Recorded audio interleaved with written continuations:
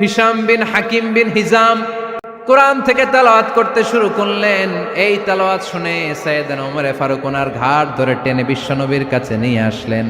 ওমরে ফারুক বললেন, ইয়া রাসূলুল্লাহ, দেখেন হিশাম বিন হাজিম কেমন করে কোরআন পড়ে।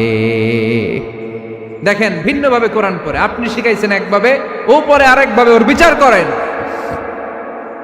আসলে আরেকভাবে পড়ে নাই, অন্য আঞ্চলিকতায় পড়েছে।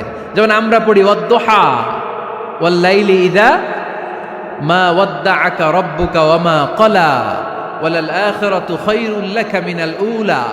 কিন্তু কোরআনের আরেকটা লাহজা বা আরেকটা পড়ার পদ্ধতি আছে, যেখানে ওনারা পড়ে ওয়াদ-দুহা ওয়াল লাইলি ইযা সাজে মা ওয়াদ্দাআকা রাব্বুকা ওয়া মা ক্বালা। সুবহানাল্লাহ পড়বেন না? হাশিম বিন হিকাম এরকম বাঁকা করে পড়ছিলেন। ওমরে ফারুকে বাঁকাটা শিখেন না, উনি শিখছিলেন সোজা। ওমরে ফারুক আবার সোজা সাপটা পছন্দ করতেন। সুবহানাল্লাহ পড়েন। বিশ্বনবী বললেন, হিশাম বিন হিজামকে তুমি ছাড়ো। বললেন, হিশাম তুমি কিভাবে পড়েছো? হিশাম বলে, আমি এইভাবে পড়েছি। বিশ্বনবী বললেন, হাকাযা উনজিলাত, এভাবেও নাজিল হয়েছে, সমস্যা নাই। ওমর তুমি কিভাবে পড়েছো? ওমর বললেন, আমি তো এইভাবে শিখেছি। বিশ্বনবী বললেন, এভাবেও নাজিল হয়েছে, সমস্যা নাই। উনজিলাল কুরআনু আলা সাবআতি আহরুফ ফাকরাউ মা তায়াসসারা মিনহু। আরবি ভাষা একটা, কিন্তু এর মধ্যে আঞ্চলিকতা আছে 7টা।